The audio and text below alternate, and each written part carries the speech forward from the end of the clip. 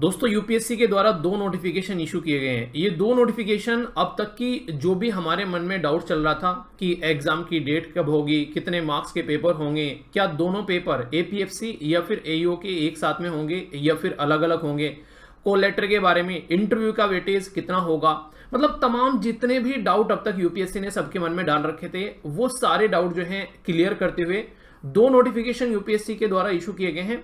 एक नोटिफिकेशन में अलग से एक्सप्लेन किया गया है एपीएफसी के बारे में कि उसका एग्जाम कब होगा, इंटरव्यू में मिनिमम कितने मार्क्स आप लोगों को चाहिए, और दूसरा जो नोटिफिकेशन है उसमें बताया गया है एईओ का एग्जाम कब होगा, एग्जैक्ट डेट और टाइम भी बताया गया है, और फिर कितने मिनिमम मार्क्स आप लोगों को लेकर आने हैं इंटरव्यू में वो भी बताया गया है, और किस किस तरीके से इनका वेटेज होगा, रिटन के कितने टेस्ट होंगे, इंटरव्यू में कितने टेस्ट होंगे, फिर दोनों में से कितने कितने लेकर पूरा जो फाइनल मेरिट बनेगी वो कैसे होगा, सारी बातें यहां पर डिटेल में बताई हैं। ठीक है, तो अभी अगर आप लोग ध्यान से देख पा रहे हैं स्क्रीन के ऊपर, तो अभी जो नोटिफिकेशन आप लोगों को दिखेगा एक एक कर मैं दिखाता हूं। पहले तो ये वाला नोटिफिकेशन है, ठीक है, और दूसरे वाला ये वाला नोटिफिकेशन है। तो देखते हैं दोनों नोटिफिकेशन को एक एक कर। फर्स्ट नोटिफिकेशन है आप लोगों के सामने। ये जो नोटिफिकेशन है इसमें बात किसके बारे में की जा रही है, ये की जा रही है 418 वैकेंसी के बारे में। किसकी है पता है आप लोगों को, ये है एईओ ईओ की। ठीक है, तो एओ ईओ वाली जो वैकेंसी है उसकी वैकेंसी के बारे में जो ये पहला जो नोटिफिकेशन है इसमें यूपीएससी क्या बोल रहा है, इसमें बोल रहा है कि जो टाइम होगा पेपर का वो है 2 जुलाई, यानी कि जो 2 जुलाई वाली बातें आप लोगों ने सुनी थी वो बिल्कुल सत्य है। टाइम क्या होगा यहाँ पर, ये होगा 2 जुलाई, मतलब डेट और टाइम क्या होगा 9:30 से लेके 11:30, यानी कि जिस टाइम पर नॉर्मली यूपीएससी का प्रीलिम्स होता है वो एग्जैक्ट टाइम आप लोगों को यहाँ पर देखने को मिलेगा जो एओ ईओ वाला पेपर का होगा। तो ये बातें यहां पर बताई गई हैं। इसी के साथ में जो सेंटर वगैरह है उसके बारे में आप लोगों को इंफॉर्मेशन दे दी जाएगी, जो नॉर्मली आप लोगों ने देखा होगा जब यूपीएससी एग्जाम कंडक्ट कराती है तो आप लोगों को लगभग मतलब 10 से 15 दिन पहले आप लोगों को नोटिफिकेशन मिल जाता है कि अपना जो है कॉल लेटर जाकर डाउनलोड कर लो, अपने एग्जामिनेशन हॉल टिकट नॉर्मली इसको बोलते हैं कई बार, तो आप लोग अपना एडमिट कार्ड डाउनलोड कर सकते हैं।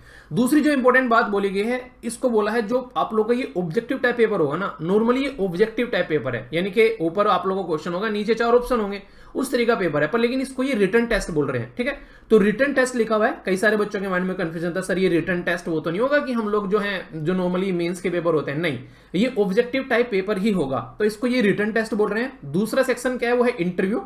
तो दोनों को किस किस वेटेज की कैटेगरी में डाला गया है, जो रिटन टेस्ट होगा उसमें 75% आप लोगों का काउंट किया जाएगा, और जो आप लोगों का इंटरव्यू होगा उसको 25% का वेटेज दिया गया है। मतलब क्या है समझाता हूं, यानी कि जो रिटन टेस्ट है टोटल 300 का है और यहां पर जो इंटरव्यू है टोटल है 100 का, तो इसमें से टोटल इसको वेटेज दिया गया 300 को 75%, मतलब 75, ठीक है, और यहां पर 100 को दिया गया 25, तो इस तरीके से वेटेज मिलाया गया और टोटल मिलाकर कितने हो गए 100 मार्क्स, ऐसे आप लोग बोल सकते हैं। ठीक है, अभी इंटरव्यू के बारे में इन्होंने अलग से बात बताई है। इंटरव्यू में अगर आप लोग बेसिकली ऐसा नहीं कि बिल्कुल बस हाँ कुछ नहीं बस चल जाएगा काम, इंटरव्यू में जनरल और इकोनॉमिकली वीकर सेक्शन से अगर आप लोग आते हैं तो मिनिमम 50 नंबर लाने जरूरी हैं, यानी कि आप लोग को अपने बारे में पता भी होना चाहिए।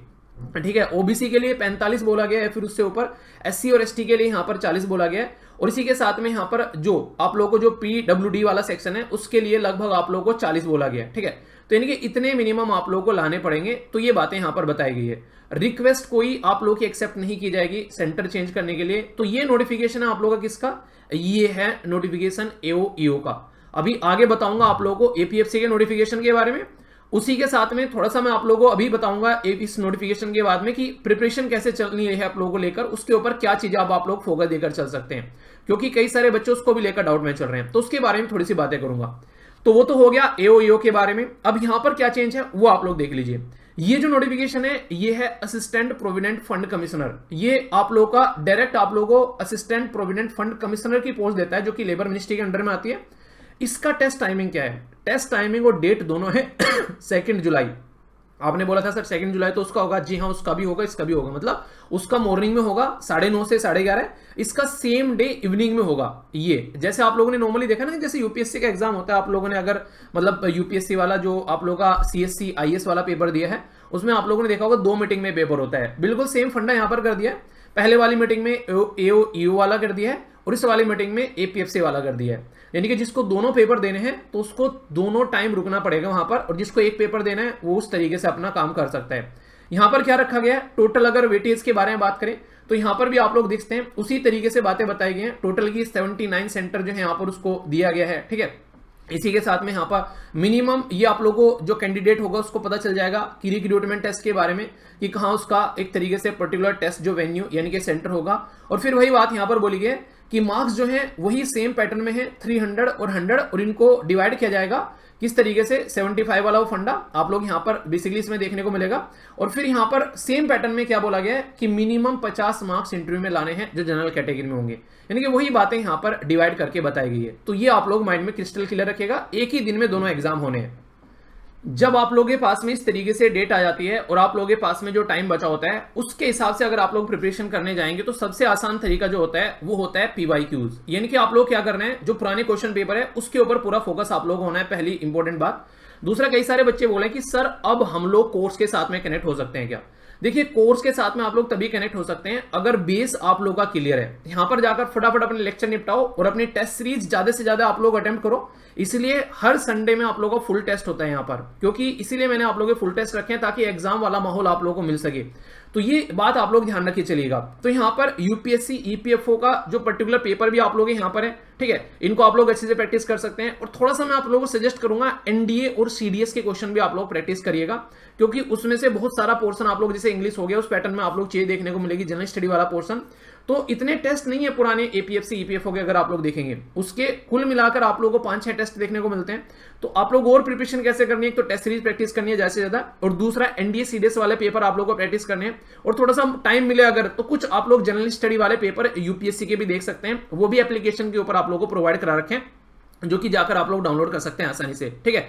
पर लेकिन एक बात ध्यान रखिएगा, कोर्स वही ज्वाइन करिएगा जो लगता है कि बेस है। अब यहां पर कोर्स ज्वाइन मत करना अगर बेस आप लोगों का क्लियर नहीं है, यानी कि आप लोग अगर किसी एग्जाम की तैयारी नहीं कर रहे और बिल्कुल नए नए आए कि हाँ अभी तैयारी करनी है बस 2 महीने में, नहीं हो पाएगा, ठीक है।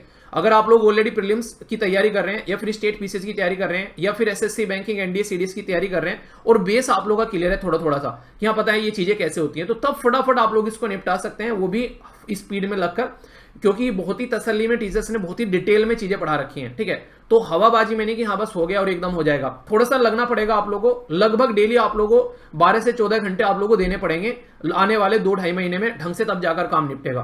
तो ये बातें आप लोगों के माइंड में अगर क्लियर हैं तो ही जाकर चीजें आप लोग आगे बढ़िएगा, वरना टेस्ट ज्यादा से ज्यादा प्रैक्टिस करिए, वो सबसे आसान तरीका होगा, ठीक है।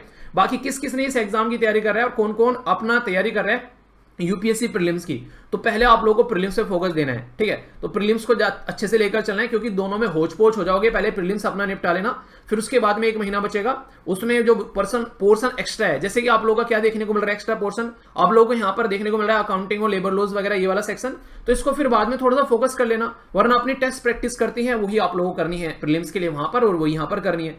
तो मैनेज करना सीखो चीजों को यार, तभी जाकर आप लोग चीजों को ढंग से लेकर चल पाओगे, ठीक है। तो ये थी कुल बातें। बाकी all the best to all of you. जो भी पेपर देकर जा रहा है कमेंट बॉक्स में बताना जरूर, और कौन कौन से पेपर और पैरेलल में आप लोग दे रहे हो ये भी बताना, ताकि उस हिसाब से चेंजेस किए जा सके। और इसी के चलते डरना नहीं है यार। At the end of the day आप लोगों को बेसिकली सबसे बड़ी चीज जो है वो अपना डर अंदर से निकालना है कि टाइम इतना कम बचा है, कैसे लेकर चलना है। और वो तब होगा जब ज्यादा से ज्यादा प्रैक्टिस करोगे। और प्रैक्टिस करने के लिए मैंने बता दिया कि कौन कौन से पेपर आप लोग प्रैक्टिस कर सकते हैं, जिससे कि आप लोग कॉन्फिडेंस में हो, ठीक है। All the best to all of you. मिलता हूं नेक्स्ट वीडियो में, तब तक के लिए अपना ध्यान रखिए। बड़ों को नमस्ते, छोड़ों को प्यार, छोटी सी लाइफ एंजॉय करार। मिलता हूं नेक्स्ट वीडियो में, तब तक के लिए जय हिंद।